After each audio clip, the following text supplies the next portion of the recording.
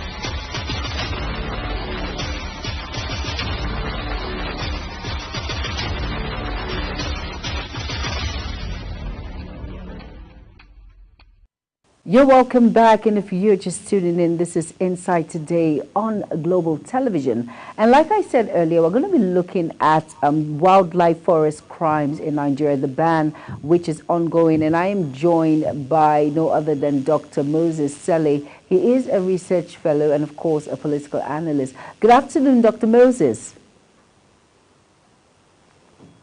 Good afternoon. Thank Good you for having me. afternoon. You're welcome to the program Inside Today. Thank you. All right, now looking at this critically, let us take a quick look at the national strategy to combat wildlife and forest crimes in Nigeria that started since 2022 and still on. The proposed date is till 2026. Now, how realistic or effective has this strategy been on the ban of wildlife? Yeah, thank you very much. If you look at the strategy on paper, it's very, very beautiful. It's a beautiful strategy. But the problem we have is the implementation, the implementation of that strategy. Because if you look at it very well, and you look at the rate which wildlife crimes have been committed in Nigeria, it's alarming. Most of our wildlife have been poached. Even foreigners who come to Nigeria and poach our wildlife, and wildlife such as the elephant, tusk, and all kind of things, they poach them and they evacuate them from the country. So the implementation is a major problem. There are some security uh, forces like police. It's not all of them that are vast in identification of wildlife uh, wildlife species or parts when they see it, like this elephant tusk and all that. It's not all the Yes. police men that identify it, even though if they see them at checkpoint, you know. So these are really problems like the implementation, the enforcement of this strategy has been a challenge. The wildlife rangers, the forest guards, they are supposed to enforce it. They have been moribund over the years, not functional over the years. And as long as these forest guards are not watching over the forest and the resources within the forest, if they are not, guiding them, watching over them, and as long as they remain vulnerable to poachers, we'll continue to suffer from this menace. So the strategy on paper is beautiful, but the implementation has been very, very difficult because the structures that will enforce the implementation, they are not there, especially the forest guards and other wildlife security measures that could have helped in securing. All right, Dr. Mose, we've heard in the past few years that there have been seizures, a total of 5,629 kgs between 2009, 2011. Arrests have been made when it comes to the ban on the wildlife, from the animal thirst to the ptarmigan, and of course to all of these dinosaur clause. Now, looking at it critically, what effort, or will I say what method, has Nigerian played in all of this to try and combat this wildlife trafficking that is occurring in Nigeria? Let's say actions that Nigeria has taken, aside the arrest and all of that. Do you think we've done enough to actually curb the action to curb wildlife trafficking in Nigeria? In terms of whether we have done enough to curb the menace, I don't think we have done enough, considering the volume of seizures that we have seen. And again, when you take a look at these seizures, especially the statistics you mentioned about, you see that most of these seizures were made at the border posts. If you look at it, either trying to enter the country or trying to leave the country. So it's either customs, most of them were seized by customs at the seaport and other point of disembarkation. You can see that how did they mop up these things to the point of taking it to the port for disembarkation? Don't we have security forces within the country that could have checked them from even taking it across country? Because if they take it from the north to the south, There are a lot of checkpoints on the road. There are a lot of security moving around, patrols and all that. Why is it that they find it difficult to identify these things and also to get this seizure within country? It is at the port, maybe in containers and all that. That is when customs will now bust, you know. So you can see that the security architecture within the country to check this crime has not been effective. So you can imagine how many of them have been evacuated without customs even knowing. You know, you can see if you want to imagine how many of these things have been taken out of the country. It's alarming. So going to back to your question of say how have we done? We have not done very well in terms of securing our wildlife. We have not done. We have not done. We are far below. We need to look at what other clients are doing in the area of securing their wildlife. Go to countries like Kenya, South Africa, and the others. See what they are doing. You know, and you cannot really achieve much in the country when you don't have a system that polices your forest where those wildlife reside. You know, we have forest guards, but they are moribund. They are not functional. That is why you can see terrorists having their own quarters within the forest because the forest guards are not working. You know, so we need to look at all of these things and see how we can, put our forest guard, our security architecture, or forest policing, and all that. We need to put them, look at it again, and put them in order so that we can start, working on it. Now, you said something about putting them in order. Now, if we look at it critically, it's not just Nigeria that is involved in when it comes to wildlife crimes. Other countries are part of this particular issues, from China, you know, hiding all of these elephant tusks. When you talk about the dinosaurs, the claws, and all of that, don't you think there should be punishable measures also to those international countries who flaunt or the ban that has been made here in Nigeria? So if we look at it critically now, there's lots of money involved when it comes to wildlife trafficking. Yes, you are right. You know, we have laws by which we can use to prosecute anyone who has committed crime of such in the country. We have laws that can be efficiently do. But the problem is that the security forces, for instance, the police, most of our police, they are not knowledgeable in that area of crime. You know, a police officer who should prosecute someone who has committed a crime on wildlife should be very vast. You should be knowledgeable. You should know the law. You should know the crimes that are related to what the person has done. You should be able to, prepare the charges and all that.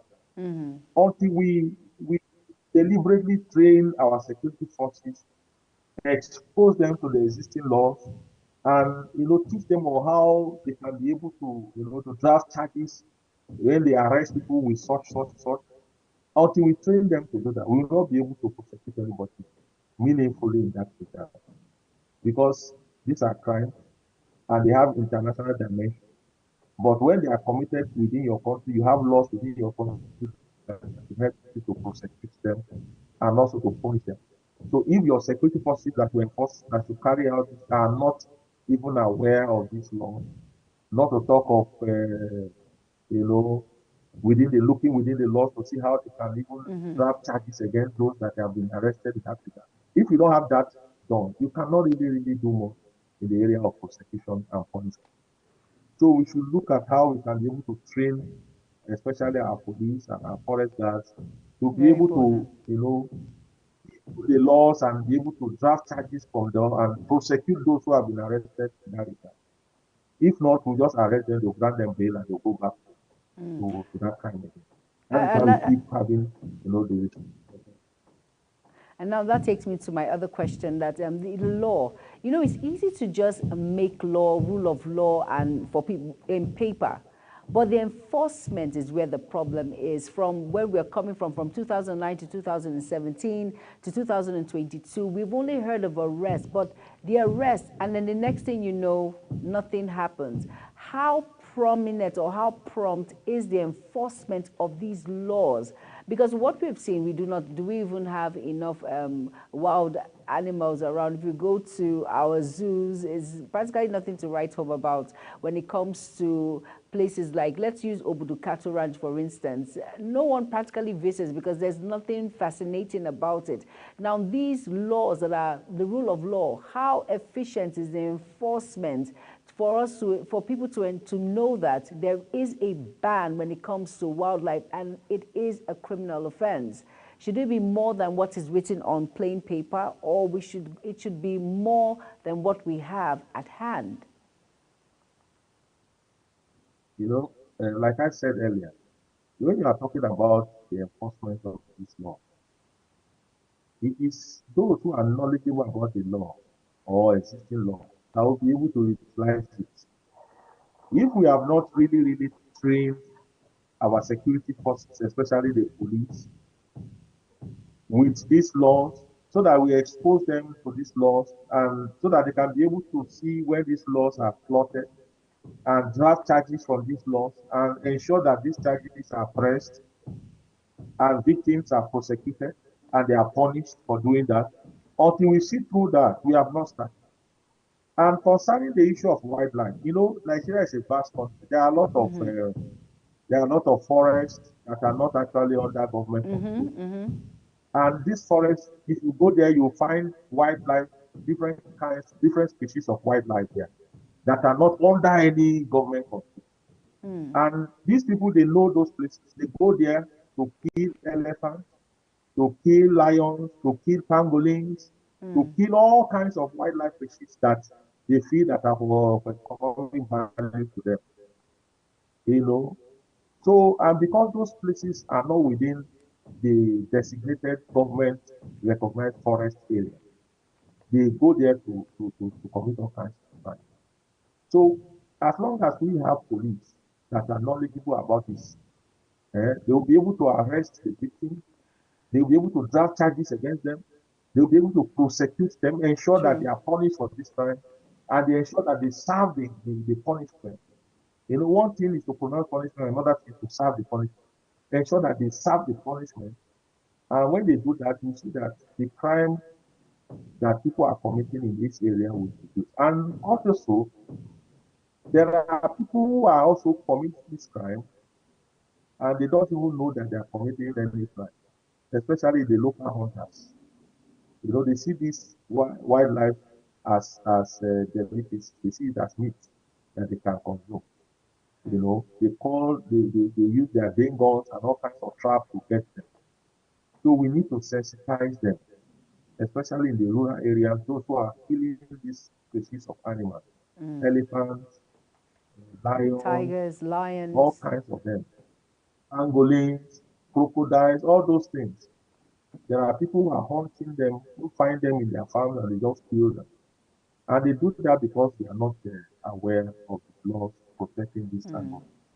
So we need to sensitize our farmers, our hunters, our local people that are ignorant of this, not to kill those. When you find one and you are able to apprehend it, they should have designated places where they can take them to, so that the government can preserve them. So a lot of sensitization is required to achieve that kind of result. Very So we important. should be able to sensitize that. Now, talking about sensitization, creating that awareness, let's look at collaboration, for instance. There are some international organizations like United Nations, the UK, Office on Drug and Crime, and International Criminal Police Organization, which is the Interpol. They try to enhance capacity to combat wildlife trafficking. Now, how can they work in collaboration with Nigeria? Because mostly when we read all these write-ups, we see that countries that partake in wildlife trafficking are China, like I read, China and some other countries that do not have that right affiliation. Now, how can Nigeria and some of these international communities who do not find wildlife crime palatable, how can they work hand in hand with Nigerians in order to curb this menace in national and, of course, international waters? There are a lot of areas where they can collaborate. For instance, the area of intelligence, when you pick those wildlife parts from Nigeria, you are taking it somewhere to go and sell. You are taking it somewhere to go and sell. So by the time such consignment arrives on a particular country, they can share intelligence with Nigeria and say, so consignment left your country and it has arrived so country. Are you aware of it? If Nigeria is not aware of it, right there it can be arrested and repatriated back. So these are some of the advantages people get. But this repatriation and all that arrest and repatriation are optional. The crime had already been committed. What we should do is to prevent the crime from being committed in country. Because when you begin to poach on these animals, they are not easily replaceable. And because they are not easily replaceable, you begin to, have that of it, and the population of these animals begin to decline. Because if you like it or not, your forest, they need the presence of these animals for them to replenish. For the environment to replenish itself, they need them. They need them. The forest needs them. They need all of them to inhabit the forest so that the forest can replenish them. So that the replenishment that you get from the forest can renew your environment. Because as black air blows around and all that, it carries out all this and they replenish your environment. And all those places can also be, prepared for tourism, where people go and visit to see these animals, and from there government can generate a lot of revenue from them. That is what countries like Kenya have done. That's what countries like South Africa, Namibia, and the rest. That is what is giving them forests. We can do the same thing. But as you can see, we know that there are foreigners who come into the country to commit this crime, as you have said. It is true.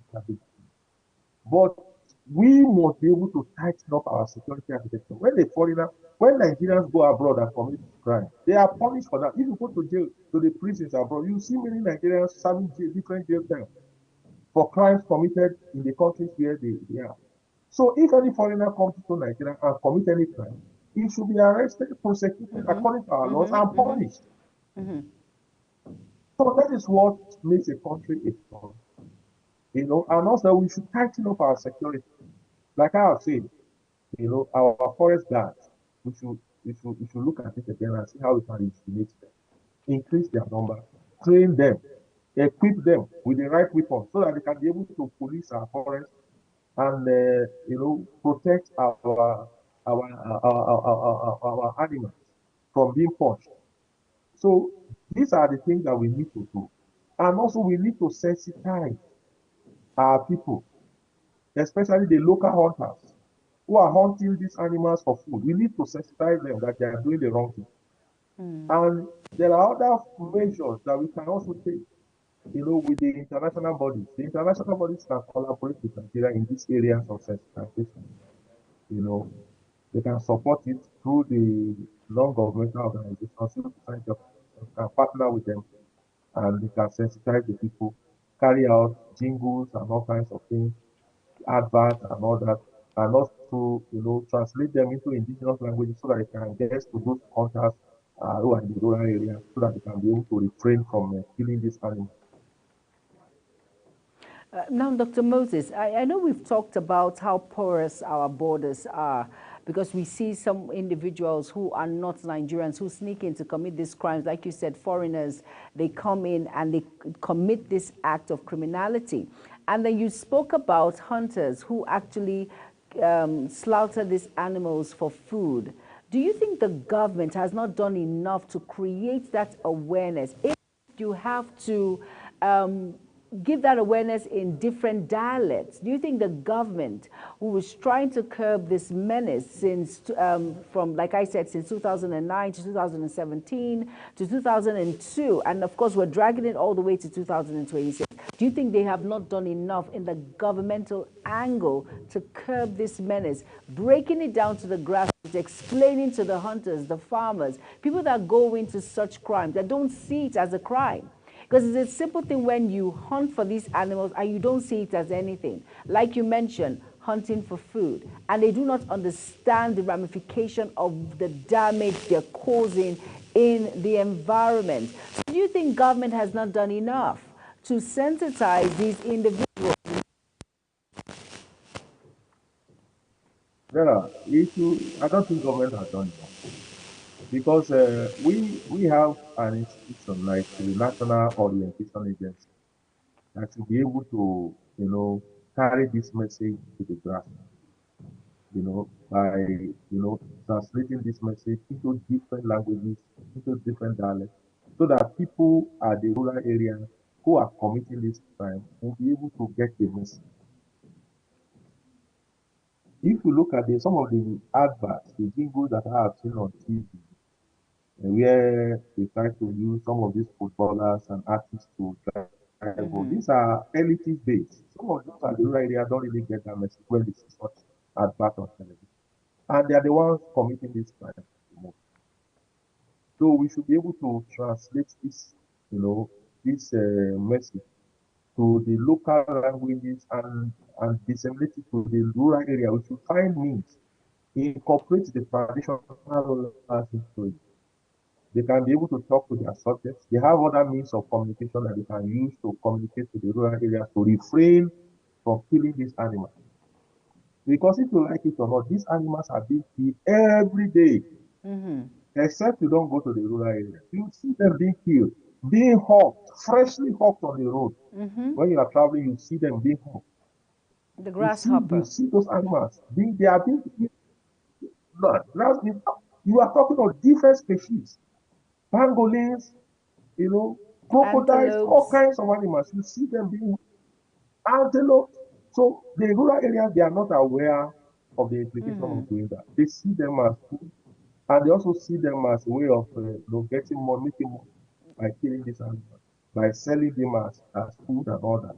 So we should take the message down to the grassroots, translate it into different languages, and incorporate the traditional rulers into it to drive it down so that the people can refrain from that.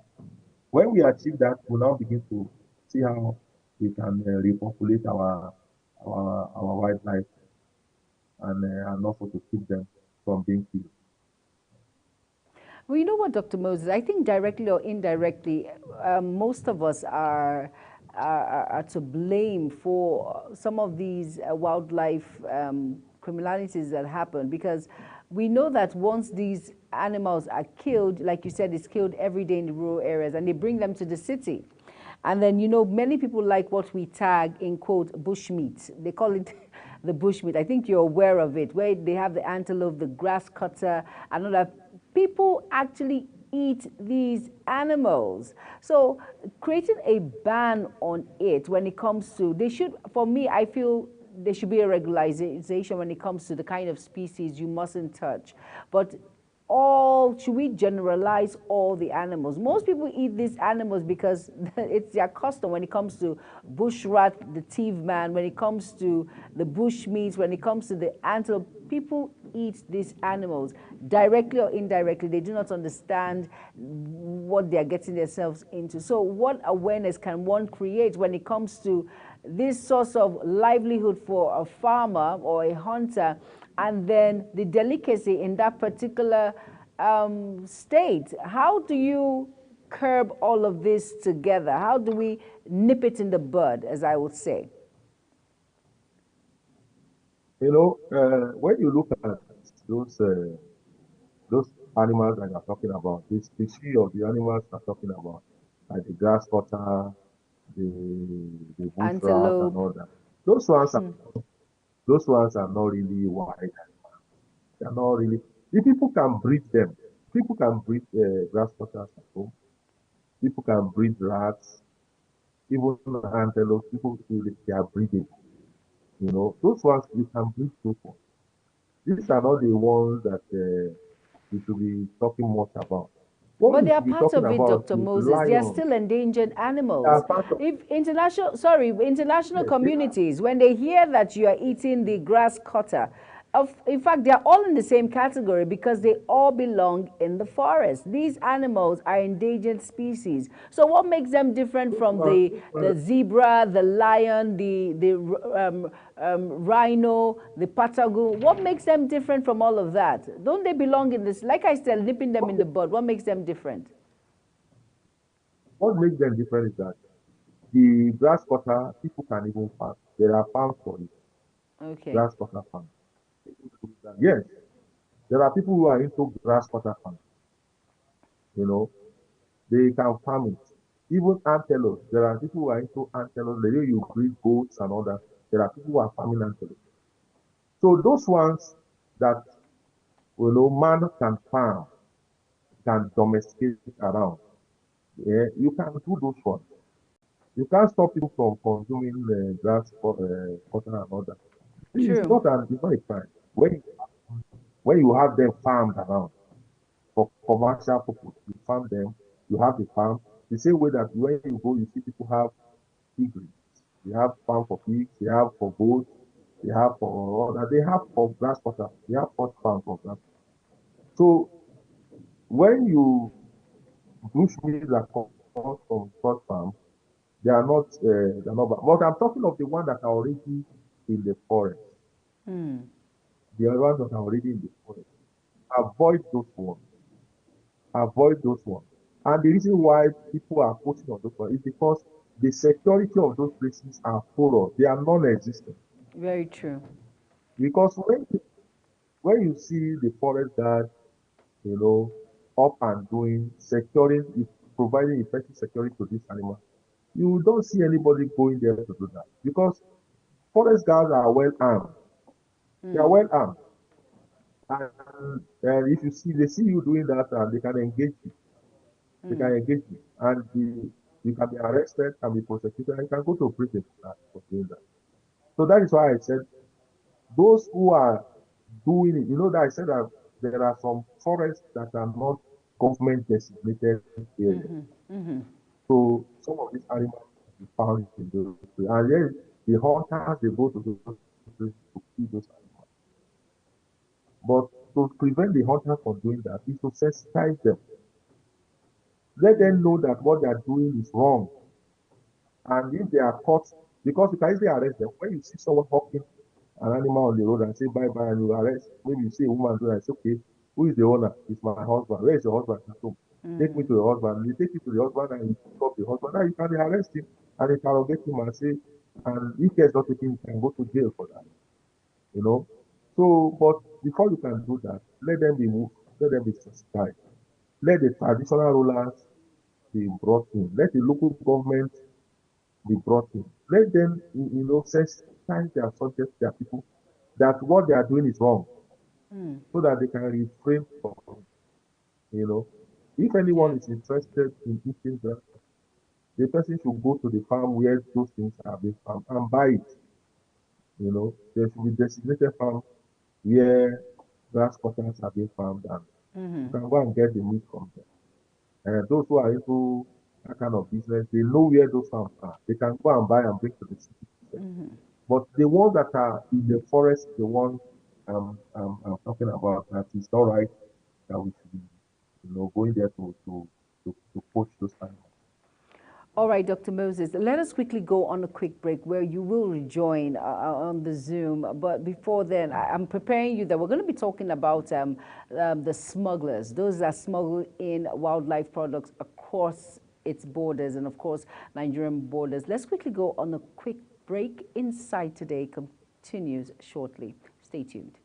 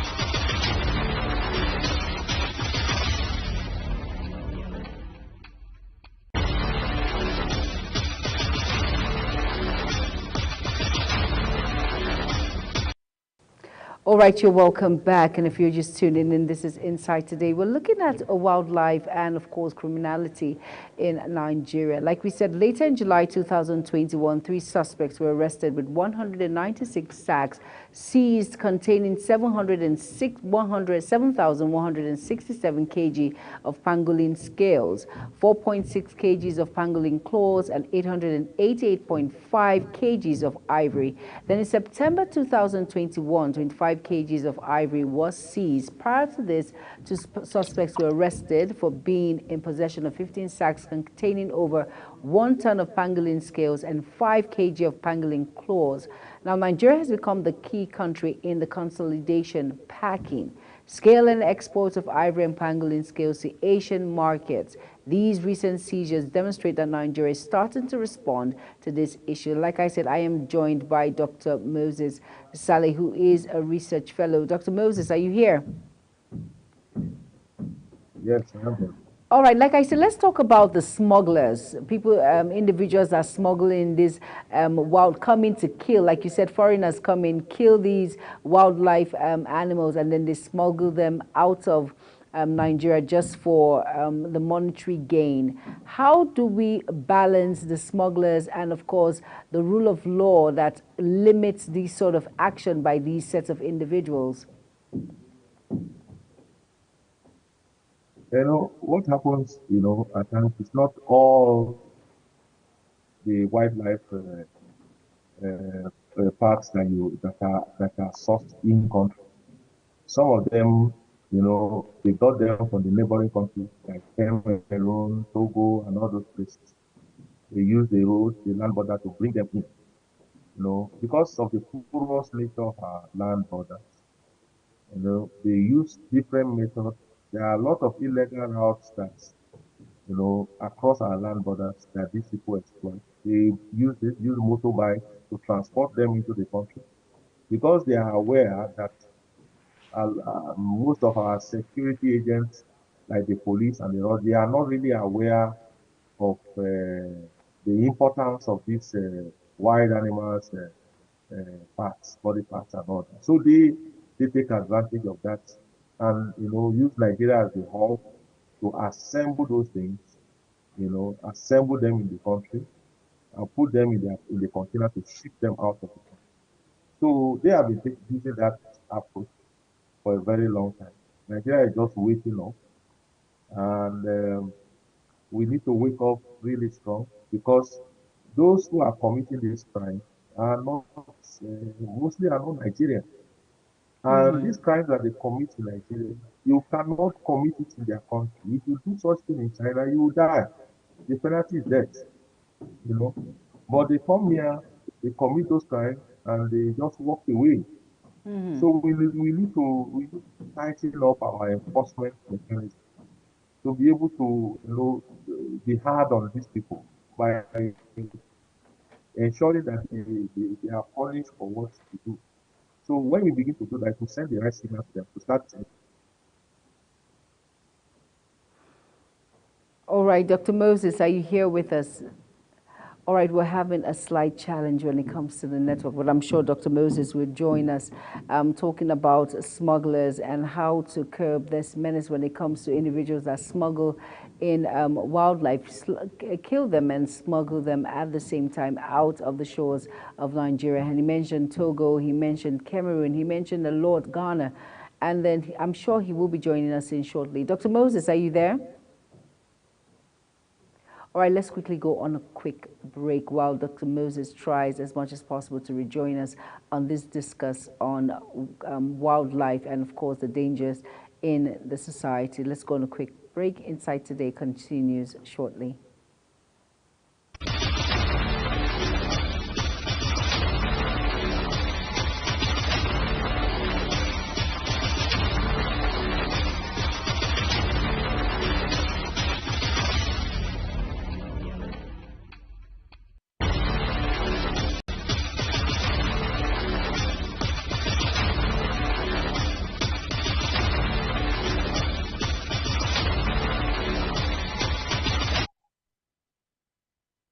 Back, and I'm being joined by Dr. Moses Saleh. He is a research fellow and, of course, a political analyst. Dr. Moses, are you here?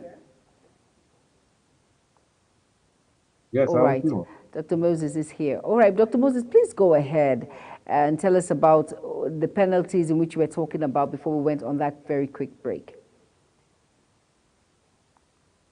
Yes. I was telling you about, the enforcement mechanism has been very, very weak. Because if we do not enforce our laws, then it's as good as dead. These people take advantage of the ignorance of our security forces in this area. That is why they have made Nigeria a hub where they assemble all this. When they go to places like Cameroon, all these neighboring countries like Cameroon, Chad,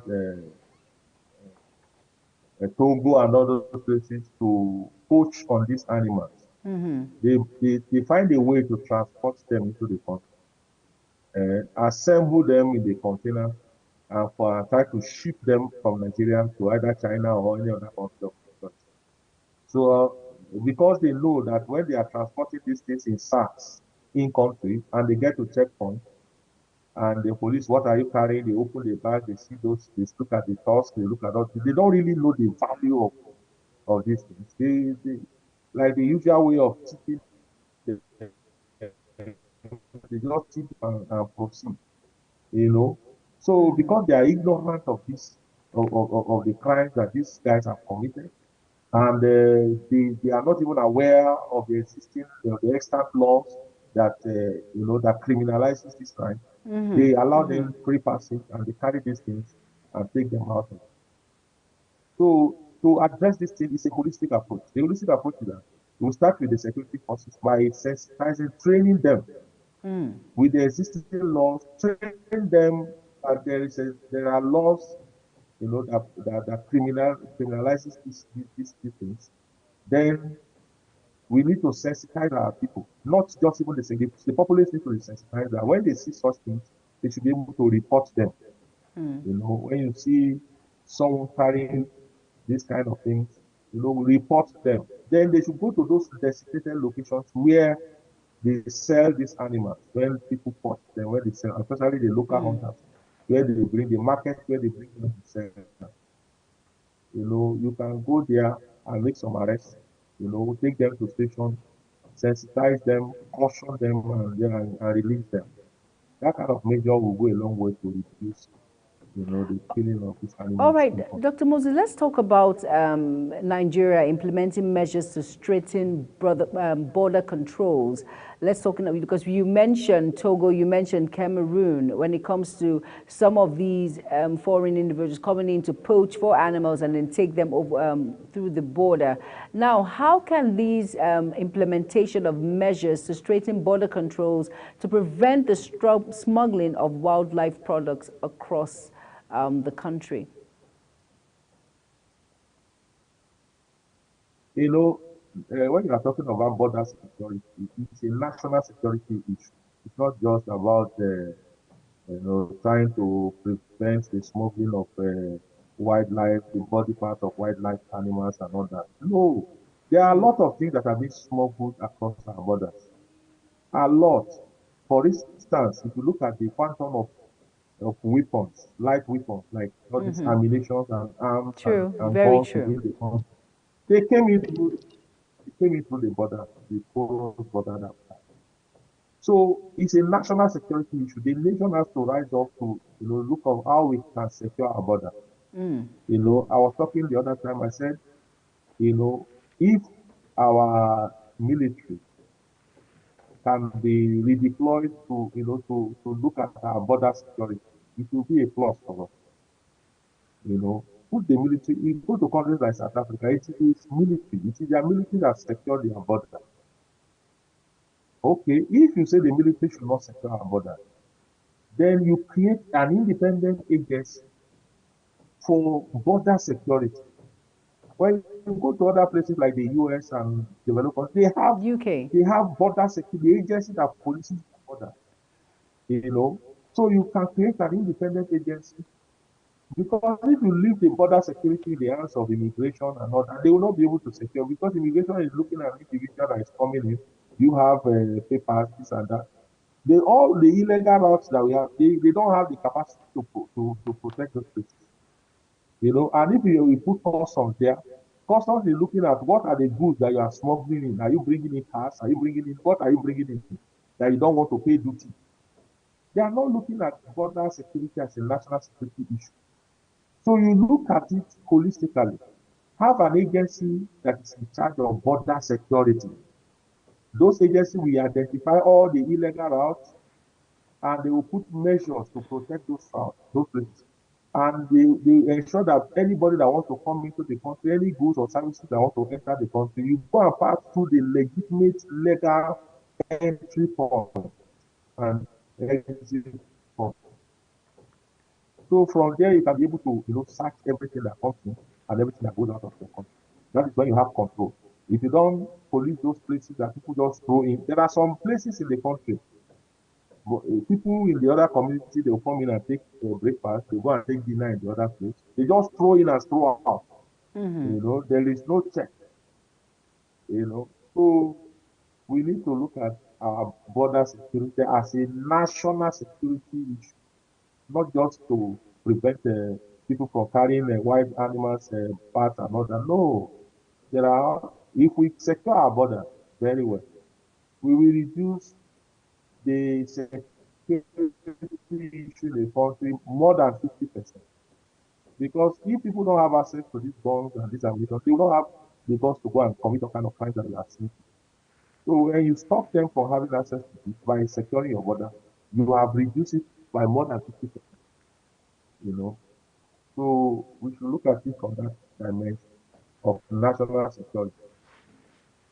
Let's quickly take a look at wildlife rehabilitation and rescue centers. Do you think Nigeria has enough rehabilitation centers and rescue centers to care for confiscated animals and work towards their rehabilitation and release back into the wild? Do you think we have that sort of? Do we have enough? Do we have enough equipment? Do we have enough hands for the release of these animals back into the wild? Yes, if you look at what the part of the responsibility of the forest guards and forest management, what we talk about is incorporated because they have it. They have clinics for animals and all that. Those who are sick and can be treated and all that and all that. Those confiscated, they will look at it, run checks on them and see whether they are still healthy. If they are not healthy, what kind of ailment they are going through, what kind is it trauma or what is it? They ensure that the animal is okay, then they integrate the animal back to the forest. So all the legitimate forest management in Nigeria, they should have such facility that we are talking about. But whether they are functional is what I don't know. Because some of these places, when you go there, you see that they are moribund. So if they are not functional, then the government can look at how they can resuscitate them. If they are, because there are, vet doctors and vet nurses, they can look at how they can recruit more if they have shortage of them, so that they can be able to man those places. And there are some people who are into animal psychology, and they can recruit to be able to, man those places, so that when you have cost recoveries, they can look at these animals again before, and when they certify the animals okay, then they can integrate them back into the forest. So it's a normal management system that should be within those managing our forest and protecting our forest. All right, Dr. Moses Saleh, thank you for being a part of Insight today. And of course, Dr. Moses is a research fellow and of course a political analyst. Thank you so much for being a part of Insight today and showing us, and of course your well of wisdom or knowledge when it comes to curbing these menace wildlife and the criminality in Nigeria. Thank you so much. Thank you for having me. Thank you. Thank you so much. And of course, Nigeria's commitment to combating wildlife trafficking and protecting its rich biodiversity. Nigeria additionally faces major challenges in controlling illegal trade in charcoal and timber and addressing illegal, unregulated, and unreported fishing and crimes in the fishery sector. Now, the drivers of wildlife crime in Nigeria vary widely. Notable among these are the porous borders of Nigeria, like Dr. Moses Saleh mentioned, corruption, limited political will, challenges is enforcement, regional instability, growing economic development, weak governance and institutions, population growth and associated pressure. Now, lack of awareness, Dr. Moses mentioned the lack of awareness and knowledge and poverty. They all have been posed as drivers of wildlife crime and enabling conditions that make Nigeria vulnerable to wildlife crime. Now, to generate systematic change, Nigeria needs to address these and remove the enabling conditions that allow wildlife crime to flourish in Nigeria. Thank you all for being a part of Insight today. And that brings us to the end of the program. Hope you were well informed when it comes to the issue of wildlife as criminality in Nigeria. And of course, wildlife, the crime in Nigeria that happens. I am Jumai Manson. Thank you all so much for being there. Good afternoon. Bye-bye.